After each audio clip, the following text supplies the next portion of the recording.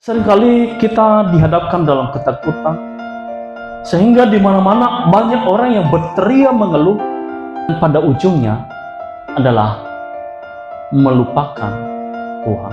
Terkadang dalam hidup kita, jika kita sebenarnya sudah merasakan yang namanya kecukupan, tetapi kini yang namanya Paulus merasakan kondisi hidupnya bukan lagi seperti itu. Apa sih rahasianya? Tidak pernah ada kekhawatiran dan ketakutan. Terlalu pede, percaya. Tapi terkadang saya tidak bisa menjawab akan hal itu. Tapi semakin hari, semakin saya berpikir bagaimana mereka kuliah, bagaimana nanti mereka juga nikah, bagaimana mereka memiliki rumah, bagaimana dan semuanya. Itulah yang membuat terkadang tidak takut. Karena itu kembali kepada Tuhan. Semua yang kita miliki, termasuk keluarga, anak-anak kita, dan hidup kita adalah miliknya Tuhan. Mari datang kepada Tuhan. Jangan pergi mencari hal-hal di luar daripada Tuhan.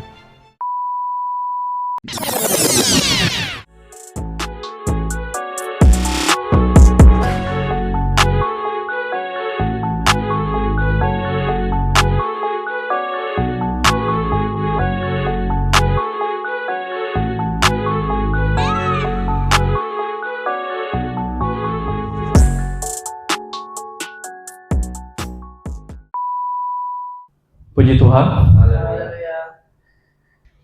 kita kembali bersuka cita karena kasih Tuhan dalam hidup kita. Terlebih saat ini kita boleh beribadah bersama-sama, boleh menaikkan ucapan syukur kita kepada Tuhan. Itu adalah hal yang terindah kalau kita mendalami, kita pikirkan sebenarnya.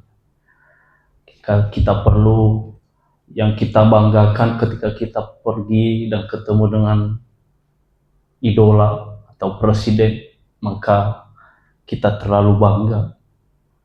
Apalagi bertemu dengan Tuhan, memuji, menyembah, maka itu adalah hal yang sangat luar biasa. Oleh karena itu Bapak Ibu, mari kita tetap bersuka cita. Mari kita terus belajar Alkitab, firman Tuhan. Mari kita buka Alkitab kita. Kita belajar firman Tuhan dari kitab Filipi pasalnya yang keempat, ayat yang 12 dan 13. Saya ulang kembali, Filipi pasalnya yang keempat, pasal yang 4, ayat 12 dan 13. Baik, mari kita belajar terus Bapak Ibu. Kita membaca bersama-sama dalam hitungan yang ketiga, 1, 2, ya. Aku tahu apa itu kekurangan dan aku tahu apa itu kelimpahan. Dalam segala hal dan dalam segala perkara tidak ada sesuatu yang merupakan rahasia bagiku, baik dalam hal kenyang maupun dalam hal kelaparan, baik dalam kelimpahan maupun dalam kekurangan. Segala perkara dapat kutanggung di dalam Dia yang memberi kekuatan kepadaku. Puji Tuhan. Nah, Bapak Ibu, malam ini kita belajar firman Tuhan. Saya memberi temanya adalah ketakutan.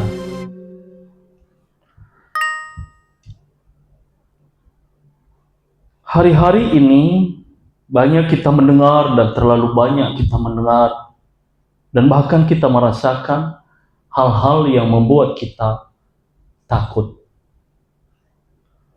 Entah dari kejadian-kejadian yang terjadi baik di luar negeri maupun dalam negeri.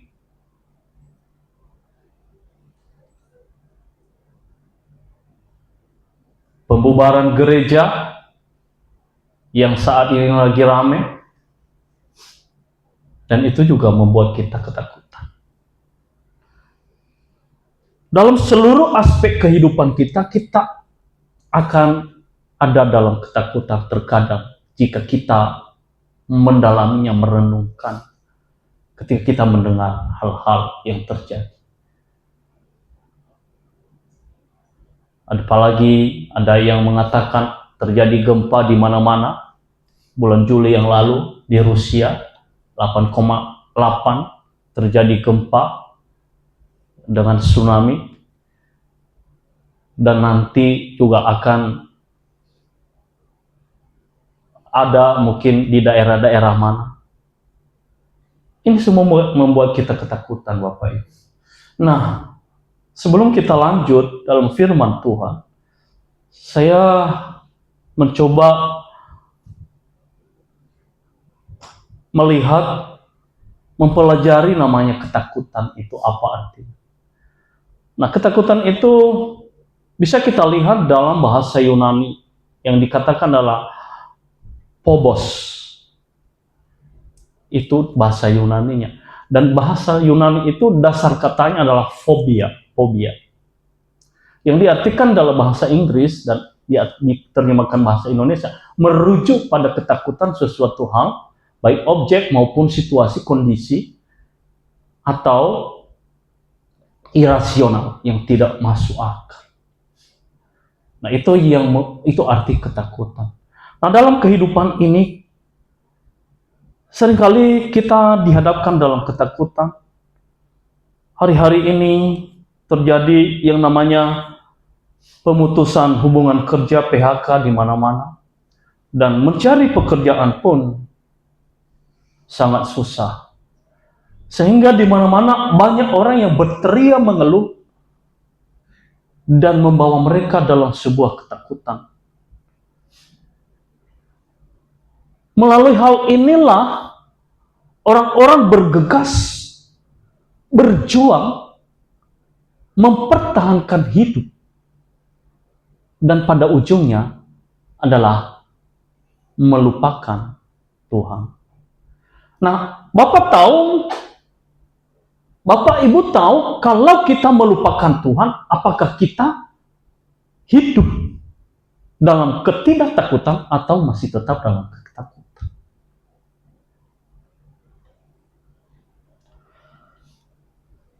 Paulus menuliskan ini di jemaat Filipi. Dia mengatakan, aku tahu apa itu kekurangan dan aku tahu apa itu kelimpahan. Paulus ini dari orang yang terkenal, yang bisa dikatakan zaman-zamannya itulah dia menjadi orang yang hebat, kedudukannya. Dia sudah merasakan bagaimana jabatan itu dan bagaimana juga yang kelimpahan, bagaimana dia berkelimpahan. Mungkin dia punya uang dan segala macam.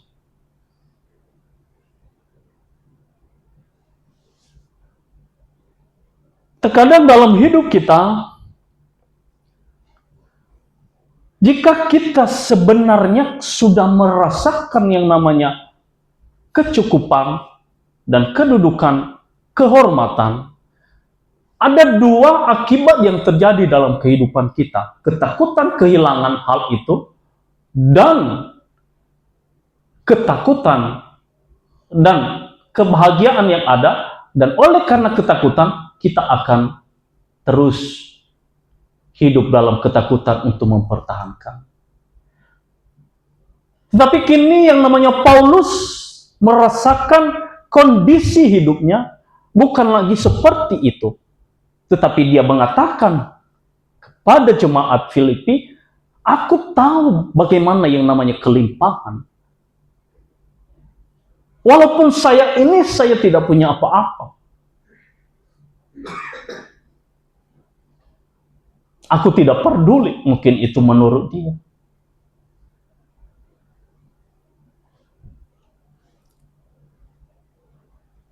Dalam segala hal dan dalam segala perkara, tidak ada sesuatu yang merupakan rahasia bagiku. Jadi sudah sangat-sangat dia rasakan. Baik dalam hal kenyang, maupun dalam hal kelaparan. Baik dalam hal kelimpahan, maupun dalam kekurangan. Apapun sudah dialami, kekurangan sama-sama dan kelebihan dia sudah. Jadi ada dua sudah dijalankan oleh Paulus.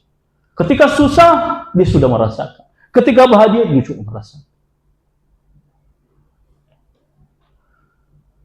Segala perkara dapat kutanggung di dalam Dia yang memberi kekuatan kepadaku. Nah, ini banyak orang yang seringkali bertanya kepada saya, Bapak Ibu, apa sih rahasianya? Kenapa begitu Bapak ini tidak pernah ada kekhawatiran dan ketakutan? Terlalu pede, percaya. Saya juga berkata, saya juga perlu bertanya juga sama orang seperti itu. Tapi terkadang saya tidak bisa menjawab akan hal itu. Tetapi inilah jawabannya, Bapak Ibu. Kenapa? Kok sepertinya biasa-biasa aja yang terjadi? Sepertinya biasa-biasa aja yang kita alami. Serasa tidak ada masalah. Nah, Paulus menuliskan segala perkara dapat kutanggung di dalam Dia yang memberi kekuatan kepadaku. Ini adalah sebenarnya ketika kita orang benar-benar orang yang percaya kepada Yesus Kristus itu, maka inilah yang mengatakan dan yang membuat kita membawa hidup kita dalam ketidaktakutan apapun. Ada orang kemarin juga minggu yang lalu ngobrol tentang yang biasa kehidupan. Makanya saya bilang semakin kita mengenal yang namanya Kristus itu, maka percayalah semua di dunia ini tidak ada arti.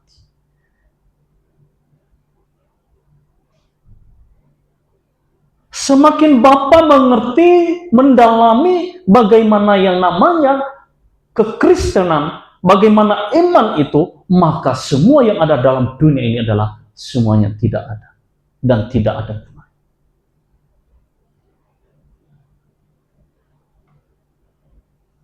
Hari-hari ini orang mengejar tentang duniawi.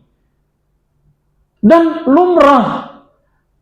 Karena sudah terbesik dalam pemikiran dalam hidupnya ketakutan yang ada sehingga dia mempertahankan hidup yang ada supaya hari esok masih bisa bertahan. Tapi kalau kita bertanya Bapak Ibu, ada enggak yang mengenal hari esoknya atau dalam jam ke depan beberapa jam kemudian ada yang terjadi? Atau apakah kita ketika kita lahir dalam dunia ini, sudahkah dengan kehendak kita?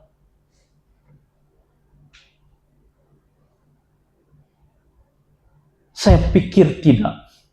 Jika kita kembali dalam pemikiran ini, kehadiran dan adanya saya hidup dalam dunia ini bukan karena kehendak saya, tetapi oleh karena kehendaknya Tuhan, maka hanya aku jalankan hidup yang apa adanya.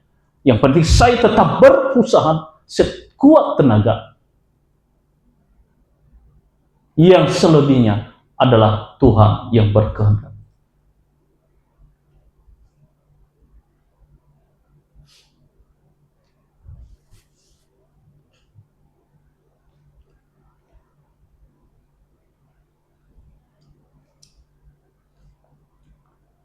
Inilah yang membawa kita sebenarnya dalam kehidupan yang radikalisme tentang kekristenan. Mulai dari beberapa bulan yang lalu, saya belajar bagaimana menggantungkan harapan dan menggantungkan semua pikiran dan segala apa yang kulakukan adalah bergantung hanya kepada Tuhan.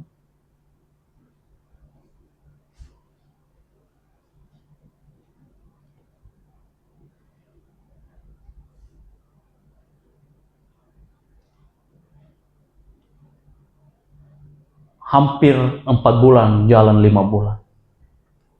Tidak ada status bekerja. Ada banyak orang bertanya kepada saya, Bapak kerja di mana? Saya bilang belum kerja. Mereka bertanya, kenapa bisa makan? Nah itulah. Nah inilah yang saya bilang, bergantung kepada Tuhan. Kalau ada orang lain berharap bulan depan tanggal 1 pasti ada gajian. mungkin terisi lagi saldo. Itu ada harapan. Jadi semua udah dirancang, hari ini, minggu ini aku berikan untuk ini. Hari ini aku berikan untuk. Kalau 5 juta gajinya sudah dibagi-bagi. Tapi apa yang kita akan bisa lakukan ketika kita tidak punya pengharapan untuk 1 bulan ke depan ada income kita, untuk kita manage, untuk kita manajemenkan, untuk kita membagi-bagikan, menaruh hal ini ke situ, dan menaruh hal ini ke sini. Iya, betul kalau sudah ada 1 juta, ada 1 bulan. Tetapi kalau tidak ada, apa yang kita harus lakukan? Yang terbesit dalam pemikiran kita adalah ketakutan.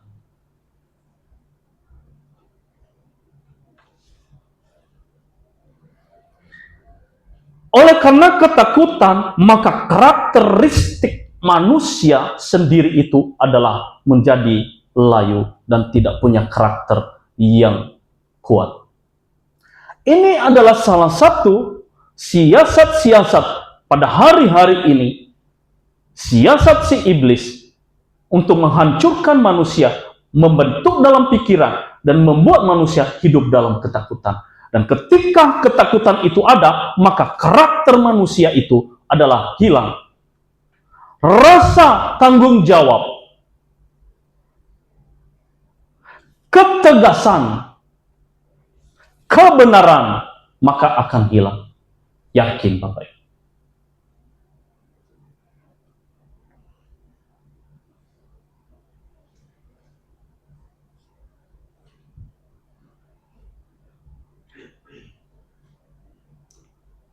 Jika seandainya kita dihadapkan dalam sebuah perkataan yang mengatakan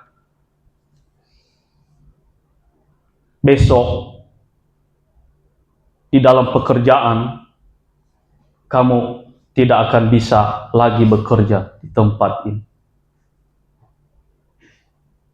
apa yang kita harus lakukan? Maka hari-hari ini manusia menjadi hamba. Karena kenapa? Hamba ketakutan. Integritas kita semakin lama semakin hilang dalam menegakkan kebenaran, dalam menegakkan keadilan, maka hilang karena ketakutan. Bukan hanya pribadi individual kita sendiri yang akan takut, tetapi saya bisa melihat negara pun ada yang takut tentang negara lain.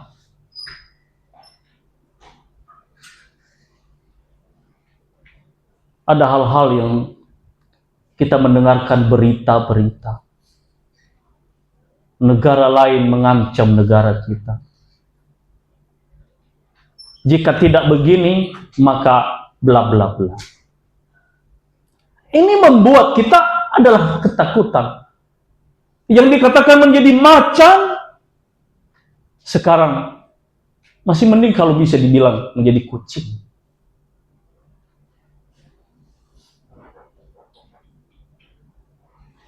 Yang tadinya dikatakan orang yang terhebat, yang tergarang, yang tadinya dibilang orang yang penuh keadilan, tapi jika diperhadapkan dalam ketakutan, maka semuanya ciut.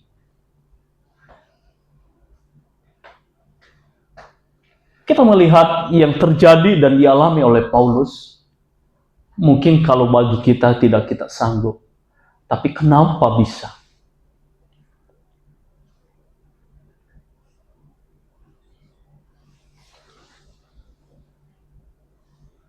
Karena dia memikirkan hal ini. Dia sudah tahu bahwa Allah ada di pihak.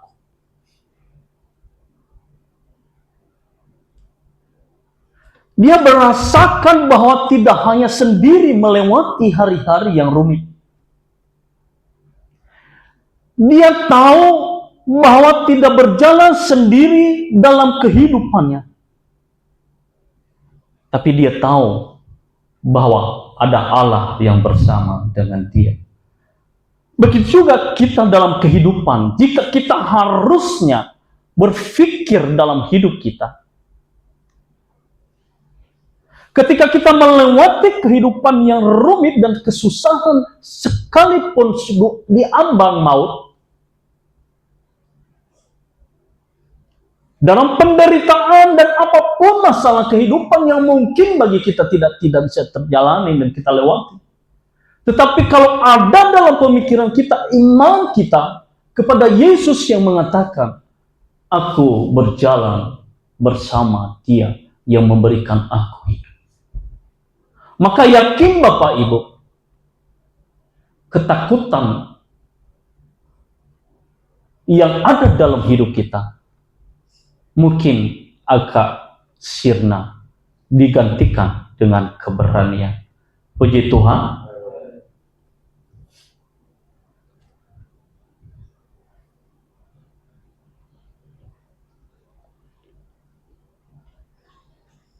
Jadi mari belajar supaya kita yang sudah diberi karakter,